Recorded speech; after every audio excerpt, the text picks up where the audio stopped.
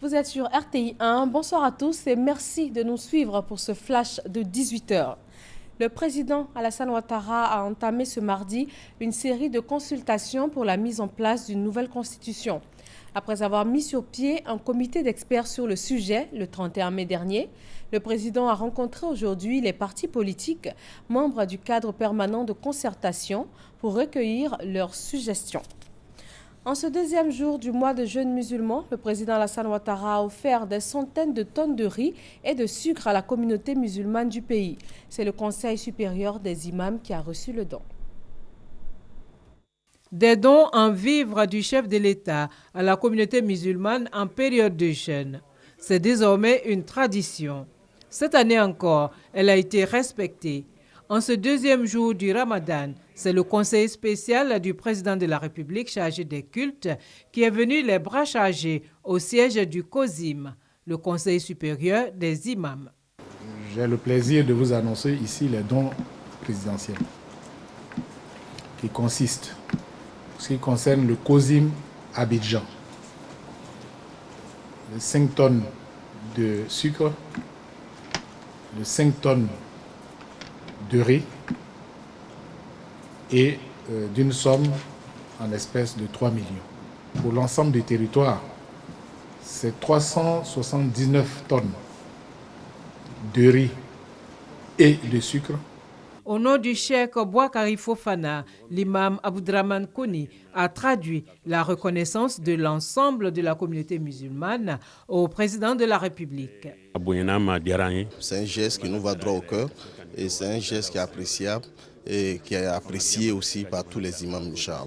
S'il est solidaire, ce don revêt également une haute portée spirituelle. Selon les Écritures saintes, donner de quoi à rompre le jeûne équivaut au mérite engrangé par le jeûneur. La première dame de Côte d'Ivoire, ambassadeur spécial de l'ONU-SIDA, est attendue aux Nations Unies pour un plaidoyer en faveur de la généralisation du traitement pédiatrique du VIH. Hier soir, Dominique Ouattara était face au plus grand donateur américain pour une soirée d'appel de fonds en faveur des enfants infectés, estimés à 2,6 millions en Afrique. Sur le plan socio-économique, l'Afrique enregistre une transformation structurelle de sa population. Une classe moyenne caractérisée par un bon niveau d'éducation, un revenu raisonnable et un mode de consommation tourné vers les biens et services plus élaborés. Une étude publiée le 6 juin par la CFAO indique que le continent africain compte 78 millions de membres de la classe moyenne et que ce nombre va passer à 214 millions en 2040. Au Kenya, l'opposition de nouveau dans la rue pour protester contre la commission électorale en charge de la tenue des élections présidentielles de 2017. Elle accuse l'institution d'être en faveur du parti au pouvoir et demande sa dissolution. Des manifestations éclatées sur l'ensemble du territoire ont fait état de 2 morts par balle dans l'ouest du pays. 11 morts, dont 7 policiers anti-émeutes et 4 civils sur le coup et 36 blessés. Bilan de l'explosion d'une voiture piégée ce mardi dans le centre d'Istanbul, en Turquie. Les explosifs dissimulés dans une voiture en stationnement ont été déclenchés à distance au passage d'un bus de la police. C'est le 9e attentat qui frappe le pays en moins d'une année. Et le monde de la culture ivoirienne à nouveau endeuillé. François Cognan est décédé ce mardi.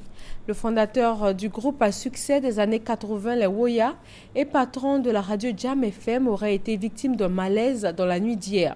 Il a été transporté d'urgence dans une clinique où il a rendu son dernier souffle. C'est sur cette page sombre que nous vous disons au revoir. Très bonne fin de soirée à tous sur RTI 1.